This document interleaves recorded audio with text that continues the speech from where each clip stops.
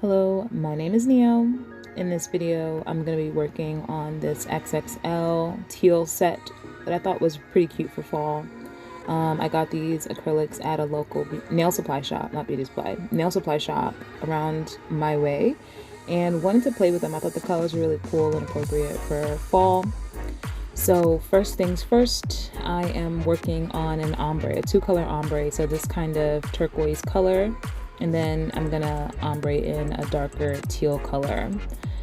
So this ombre was a little difficult just because the darker teal color was kind of grainy and watery at the same time. So I wasn't getting a really smooth blend, but I made it work, you know, do what you gotta do.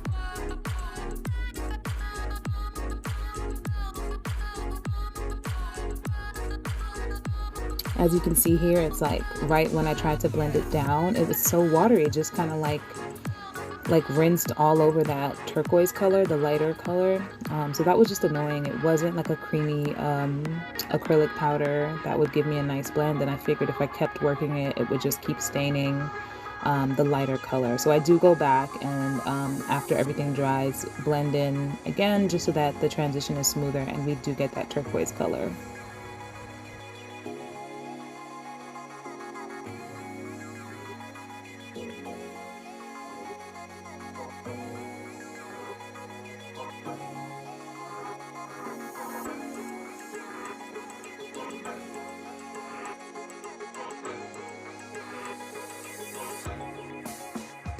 So I'm adding the dark teal color to the middle finger on my red iguana hand and to the pinky finger. And I'm doing this a really thin layer to practice set, so I'm not wasting a lot of this acrylic powder.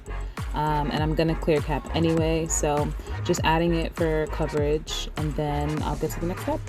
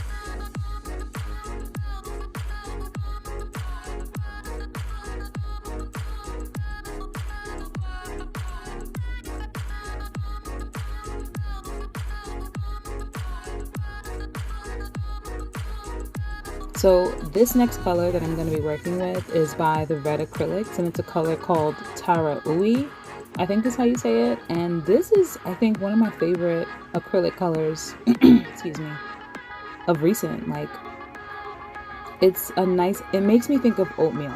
You see that little speck in the acrylic? Like, that stuff is in there. It's kind of like oatmeal. It's a nice nude color.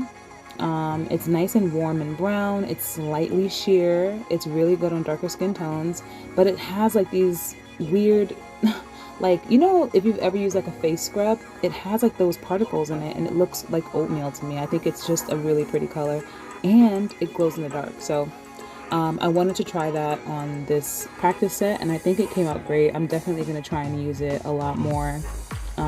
Yeah, it's a cool one. It was different. So I'm just adding another bead here for coverage, just to make sure we cover up that nail plate. Like I said, this acrylic is slightly sheer, but it's really, really pretty. Like, I really like this acrylic.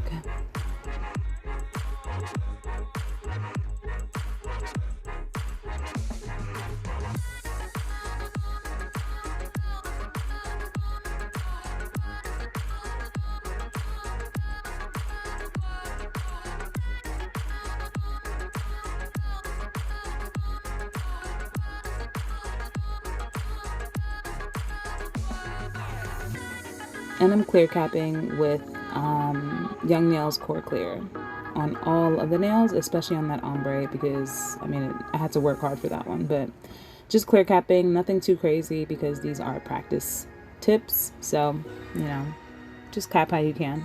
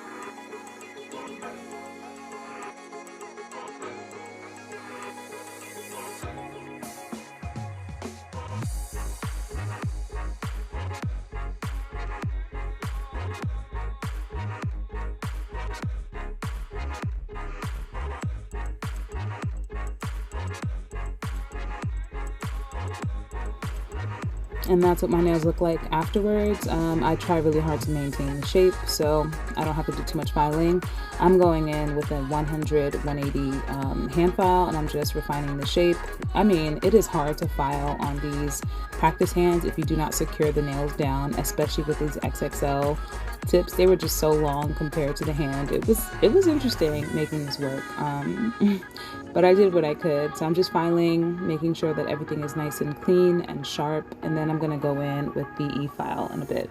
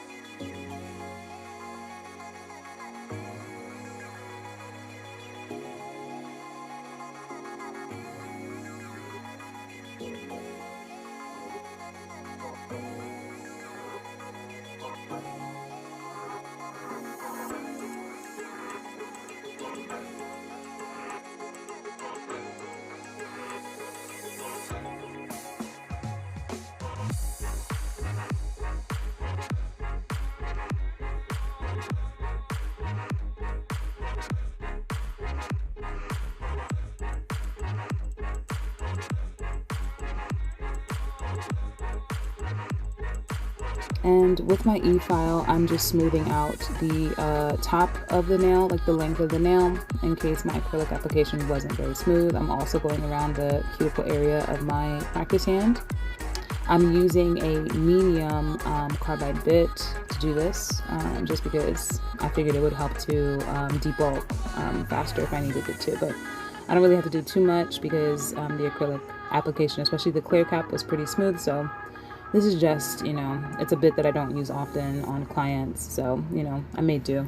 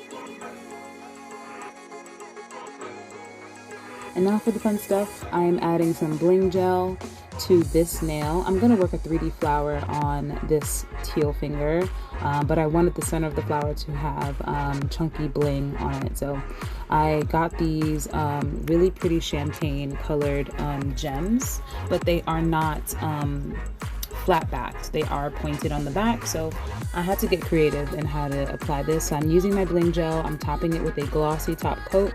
And then I'm gonna work on adding that champagne stone and then crystal rhinestones around it, and then actually some micro beads around that just to give it some dimension, and just because I think micro beads make everything look pretty. So that's what I'm doing, and just being careful that the major stone doesn't slip and slide around like I know it wants to. Remember, it doesn't have a flat back, so I had to put the crystal stones all the way around it. Normally we just put it on the inner edge of the nail, but I put it even on the outer edge because it was sticking up, and it's the kind of thing that if you did on a client, it would snag their hair or their clothes. So just be cautious with that. You could always go in with another layer of glue or gel around the bottom of the stone, but in this case I just put smaller rhinestones all around it.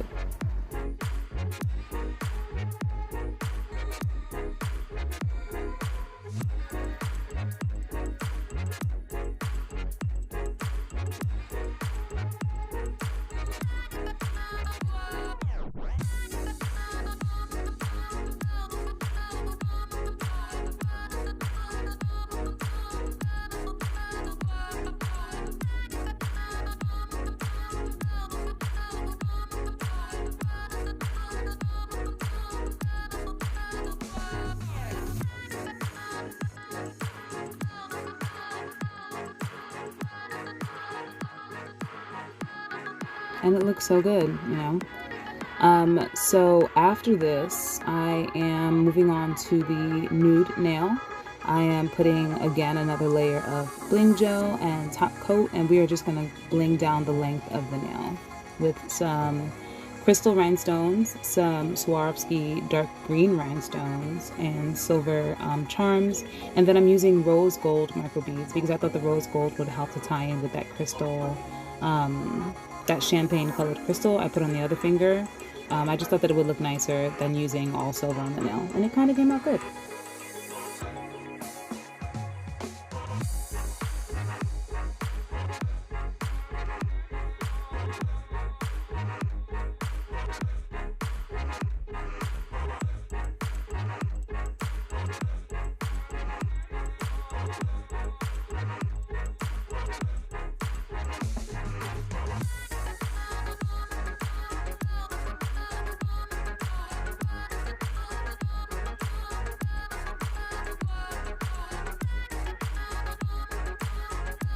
So one of the first things that I figured I had to do on this nail, because I wanted to use another dark green crystal, but it's not a flat back, it does have that pointy back, was I knew I needed to rest it in something.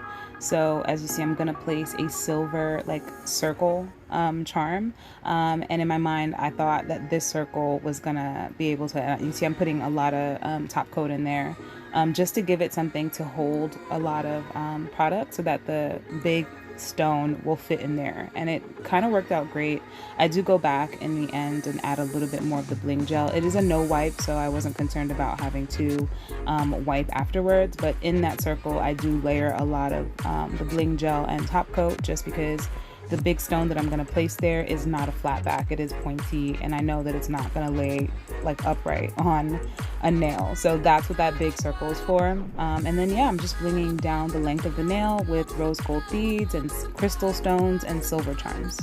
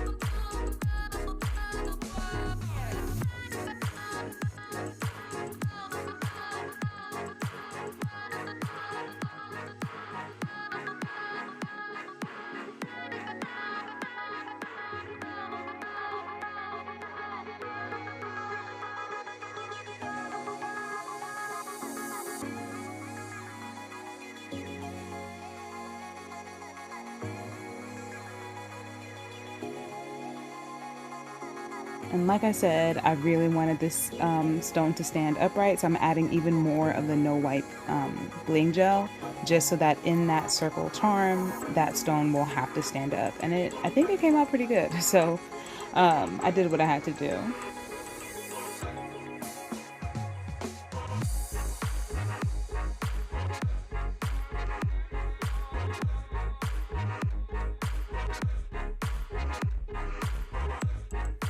So now I'm just top coating the other two fingers, the ombre finger and the solid green finger. When I was doing this set, I was kind of kicking myself because when I did the ombre finger, I was saying like we should use some champagne colored glitter on this nail, but I talked myself out of it, and then I just felt like it looked really, really plain after the fact. Just to tie in with that nude color, I thought it would have been cute. So if I did this over, I definitely would have incorporated some champagne colored glitter.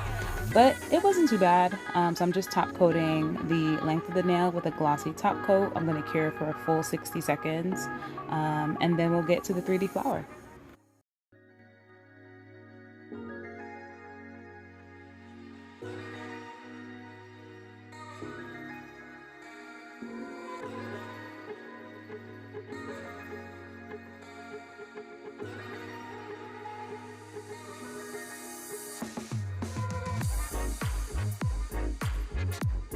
So with this flower, I was working a little more wet than I'm used to, especially with 3D flowers, just because it was a different shape of flower.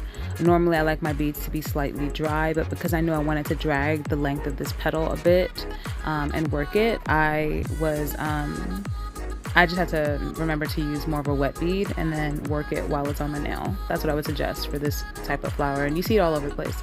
So it's really wet. I'm dragging the bead to give myself that point.